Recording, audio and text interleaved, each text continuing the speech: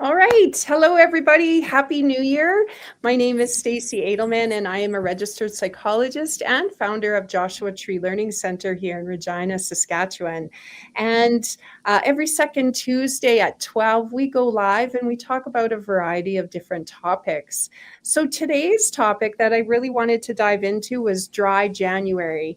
And this is something I've been hearing a lot more about lately. I don't know if you've been hearing about it where you are, but it's a conversation I started having with one of our clinicians, Laura Tendler.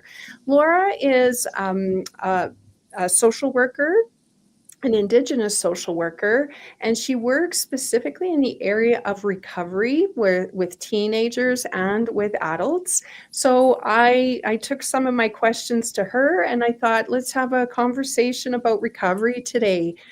So nice that you could be here. Thank you, Laura. You betcha. I love talking about recovery. Okay. Well, how did Dry January start? Where did this come from? I think just like from the whole goal setting thing, right? It's like new year, new me. And then suddenly people were like, okay, I drank a lot, maybe partied a lot over the holidays.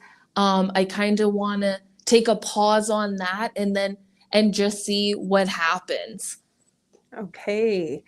So, what are some of the barriers that one might face if they decide to try Dry January or enter into a life of recovery?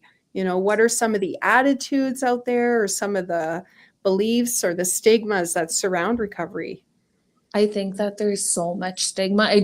I know, right? Being a person in recovery, I always get those different questions or judgments, right? So, right away, when we hear somebody like not drinking, our thought, like our negative bias can be so strong, and we go like, oh, why is it a problem? Like, Mhm. we go into that judgment so fast, like, oh, can you not handle your booze? Like, oh, is it causing like issues for you? We just go right into that judgment. Like, what I love about being in recovery is being loud and being proud. Everybody around me, everybody close to me knows that I'm sober. I talk about it. Like, I introduce myself, people are like, tell me if I'm fact. I'm like, oh, my name's Laura and I'm 13 years sober, right? So what really is hard for people, if they're doing something and they feel judged, or like anytime we feel judged or shamed, we're not going to be loud about it. So I really believe in like breaking that language, changing the language up, changing the narrative for people. So when they're like, hey, I'm doing this Dry January, I just want to see if I can do it. Right? Yeah. Like, we got to like cheer people on and be like, hey, that's cool, without knowing what led people there. I think it was Mel Robbins, like, she talks about that, like, when people say, like, when they're at parties or gatherings or whatever, like, don't worry about what's in my cup, Yes. whether it's water or alcohol, like, just be happy for me if it's not booze. You don't have to know the backstory. You don't have to know if it was just like an instant a choice or if I hit rock bottom. So let's Right. change the language around that. Let's remove the judgment. Exactly. And Dry January is giving up alcohol for the month of January. And, Mm-hmm. I guess, we can lock at that as a bit of a tolerance break, or for some people, it might be the beginning of a longer term recovery plan of abstaining from alcohol. What would be the benefits of abstaining or taking a tolerance break? Moods.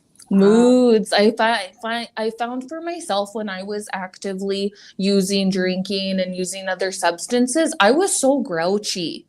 I mhm. was so snappy and I was so irritated. Like, somebody could look at me the wrong way and I would be like in my stress response, and that could set me off for a whole day.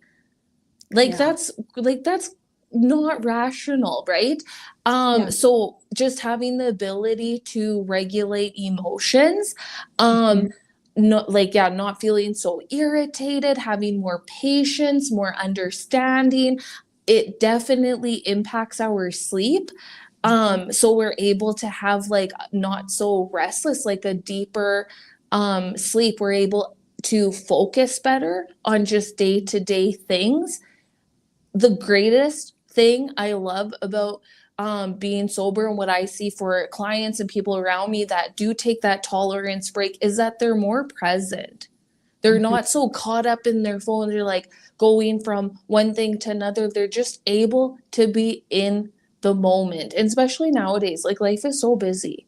So Yeah, if all it is like, if we can get back into the moment by just removing one substance, like, yeah, come on, like, that's amazing, it is. It is right? amazing. So what led you to your recovery, Laura? So with myself, like I was young, like I was about 20 years old. I was just like hopeless. I had a near death experience. I was just involved with a lifestyle that it was about life or death, right? And so after I hit my rock bottom, I kind of just told my people, my grandma being one of them, that hey, like I need help. I need to go somewhere. If people are familiar with the substance use disorder like supports in Saskatchewan, they aren't easily accessible.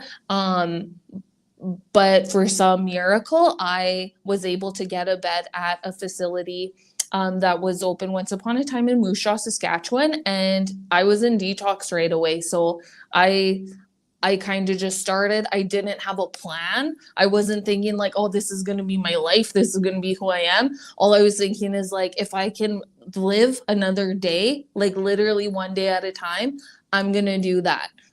And and it was very hard at first, but every day that I went another day, it was like, okay, I just went another day. And then all of a sudden those days built up and then I got home. And then all of a sudden it was like I was learning to live without these substances, but I was gaining so many things back. My confidence, being in the present moment, being able to problem solve, just maintaining like a regular, normal like work schedule, like all these gifts were happening.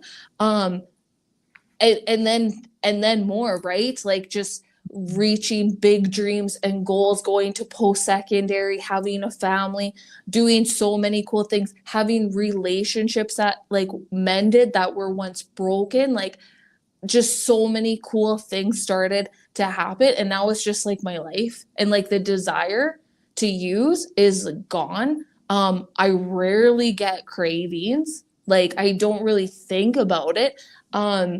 I don't wake up with hangovers. I just like, there's just so many great amazing things that come with recovery.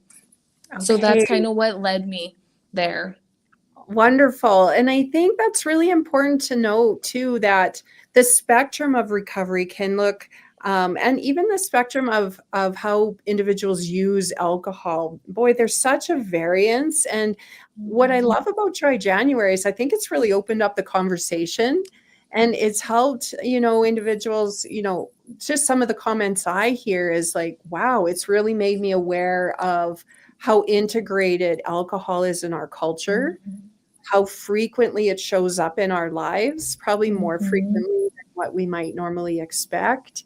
And I just think the Mhm. conversations around it, I love conversations. And so I Mhm. really appreciated that part of it. And then the talk about recovery, I just think is so beneficial and so healthy, and getting us to the point of maybe it can extend beyond January. And what does that look like? And what are the benefits of sobriety?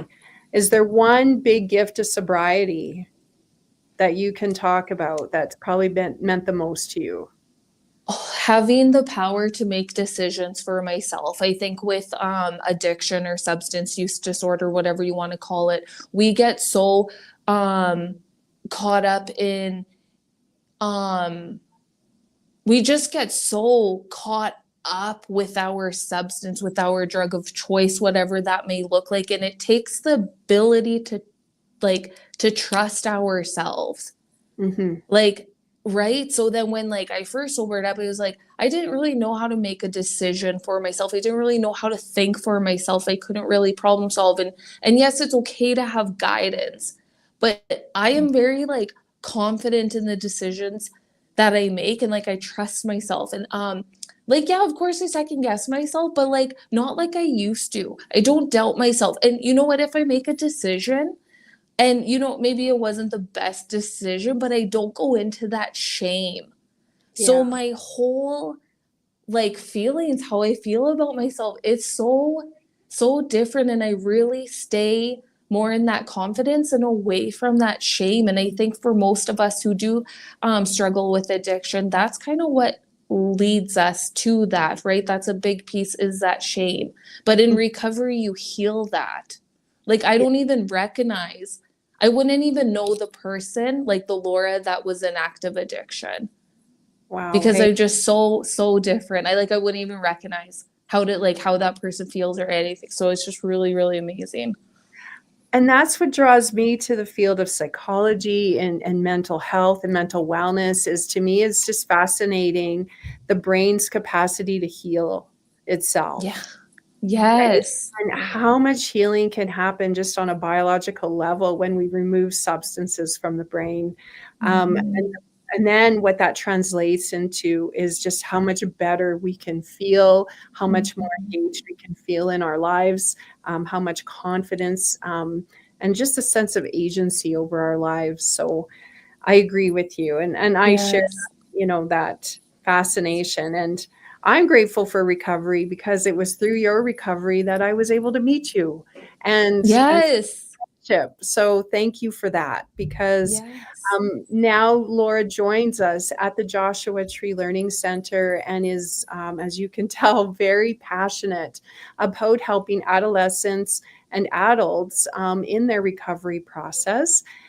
Laura definitely meets every individual with where they're at, recognizing that alcohol use is on a spectrum and it can show up in a multitude of different ways. And so if it's something you're thinking about, or if you're trying dry January, or you want to try dry February, and you're looking for some guidance or some extra support or someone just to talk to and have these conversations with, Laura is available at Joshua Tree Learning Center. So you can definitely call her, book an appointment at 306 546 5674. We have our intake coordinator who will take care of you and get you all set up. And we just want to start the conversation, and we hope that you continue this conversation in your households and in your communities, in your workplaces, about the beauty of recovery and just all that entails.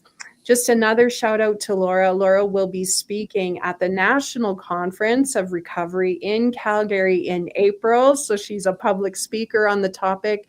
If you ever get to see her, September. it's September. I'm Yeah. sorry, Yeah. it's No, April. good. All good. Apologies. But it's in September. You definitely want to hear her speak. And she is definitely loud and proud and speaks about recovery. And she will be speaking to a national audience in September. So we're just so excited for you, Laura. Thank you, everyone. Continue the conversation and have a wonderful day. Take care.